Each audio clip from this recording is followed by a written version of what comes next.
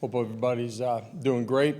Good luck to Coach Caldwell and Coach Barnes as they get ready to tip off their seasons here in the next couple of days.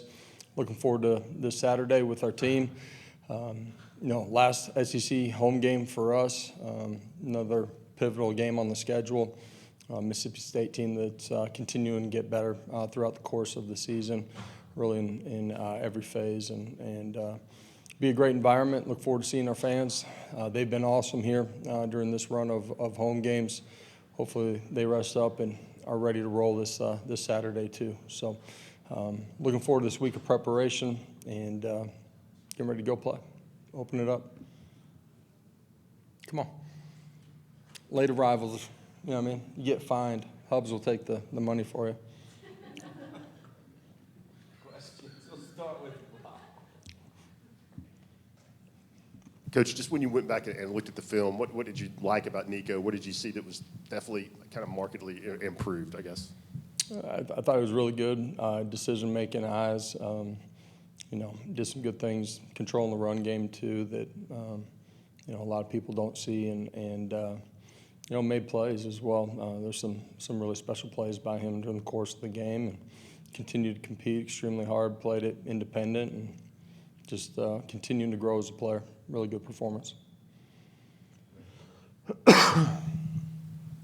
Coach, on Tuesday night, the first playoff rankings come out. Obviously, there's been a lot of speculation. Now it's a little bit different because somebody's name's by a number. How do you manage that with your team? How much do you talk about it? What's the plan to kind of deal with that stuff the next few weeks? Yeah, playoff rankings at this point don't matter. You don't have control over it. What you have control over is your preparation and how you play, and ultimately that determines where you're at or where you're not at. And for this football team, understanding that we got to continue to grow and get better and control those things that we're in control of, and this team's got to continue to get better. So it will be out on Tuesday night. Man, you remember what the first rankings were last year? I don't either, right? So it doesn't matter. What they remember is where you finish here as November wraps up. Josh, you talked a little bit about Nico, but specifically some of those throws during the fourth quarter, those third down throws, how important or how impressive is that for someone his age to sort of be that calm and that precise in those moments? Yeah, in those critical moments, him being him, it's needed, but it's also special from a young guy to be able to handle everything that's going on within, the scope of the game. And, that's one of the things that he's done, pretty well throughout the course of the season. There's some things that, I want back, he wants back. But his ability as a young player to go play and being willing to play on the edge, which you have to at that position. It's rare to have a young guy that's able to do that.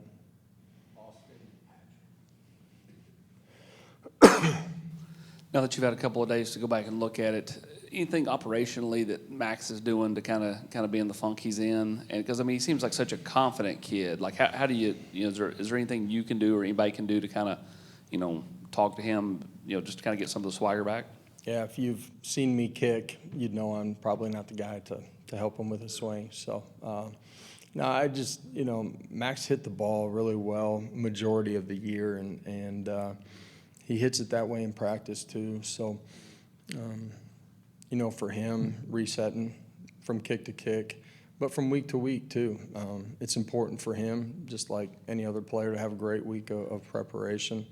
And, I just think from, first kick to the second kick, he kind of overcorrected and kind of did the same thing on the third one too. So go find your groove, hit your sweet spot, and go play ball. Josh, you talked a little bit about Peyton Lewis after the game. What has he done to sort of get himself in position where you guys trusted him to have a whole drive to himself when you guys needed a spark on offense? Yeah, young guy. Just when he came in here, had to have a couple of surgeries and was limited during the course of spring ball and some of summer because of that. Kind of built him throughout the course of training camp as far as, the physical part of the game. And for a young guy, he's really mature really consistent in how he practices. And because of that, he's just continued to grow throughout the course of the season. It's a great example of special teams for young guys being an awesome launching point at times, gain confidence, understand the speed and, the flow of the game. And he went in the other night and it was seamless for him.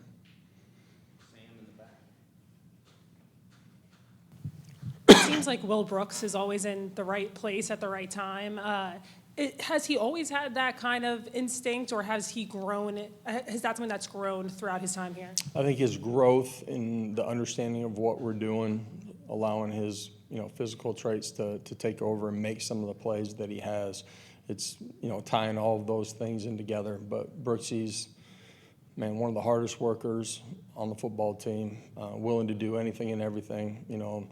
Previous years, you guys have seen how important that he is to the special teams part of it. And guys like that, when they get their opportunity, they typically go take advantage of it like he has up until this point. We're going to need him to continue to make plays as we go down the stretch. Josh, you've talked about growing and getting better late in the season. How much of a factor is success to this point in that? Some teams don't get better in the last month of the season. The fact that you guys are where you're at, does that help?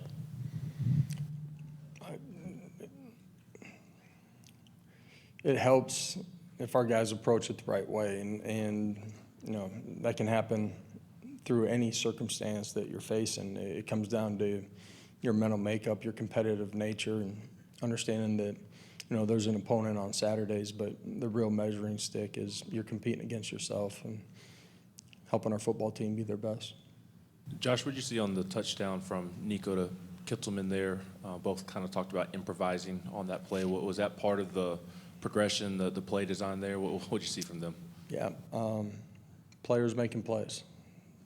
It's a great job by Nico, big-time play, understanding all the bodies where they're at, having the physical traits to be able to make that throw, and then Kitzelman being on the same page and making a play.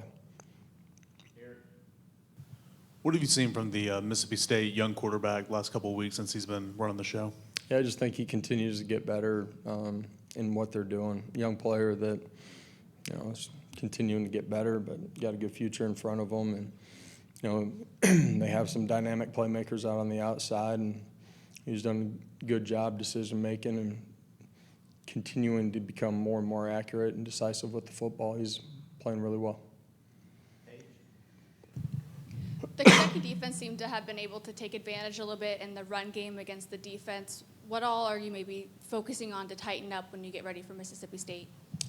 I'm going to ask you to repeat the first part of the question. I'm sorry, I missed it.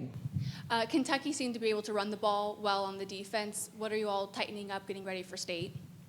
Yep, it takes all 11. You got to have gap integrity. We got out of gaps a couple times, and that creates the explosive plays that you saw from them. So it comes down to communication and everybody being tied in together.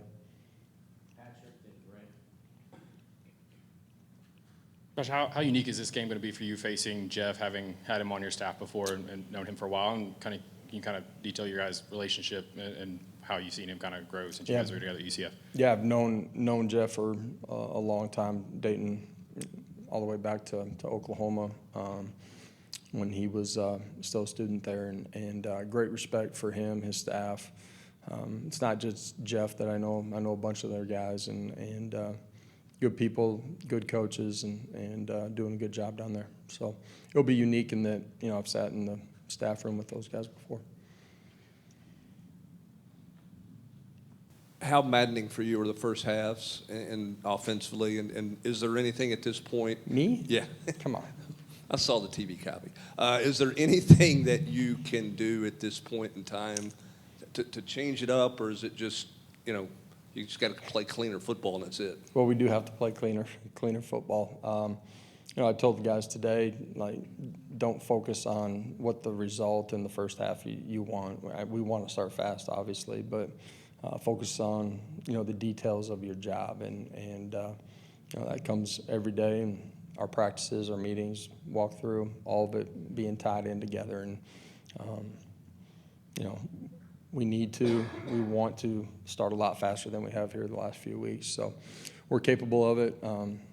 Got to take advantage of things and do the simple things at a high level, in particular down in the red zone where, we've had to kick too many field goals the last few weeks. We've had turnovers, we've gotten behind the chains, things that we control, and got to be better. Have you ever had an offense like this? Man, no. This is it's been a unique run here in the first half for sure. We'll finish with Aaron. Kind of touched on it there, but what makes the red zone so difficult, offensively and defensively? It's just down there near the goal line. Everything gets tighter down there, right? And so self-inflicted wounds always hurt you, right? But they hurt you even more down there because, the windows are tighter if you're throwing the football. The bodies are tighter in the run game. We got to execute at a higher level. And that's not third down, but it's third down too. It's first and second down too. So if it's not major things, major overhauls. Sorry, I paused there just to make sure I was phrasing it the right way. It's really ordinary things, and we can do that. We control that. Okay, appreciate it.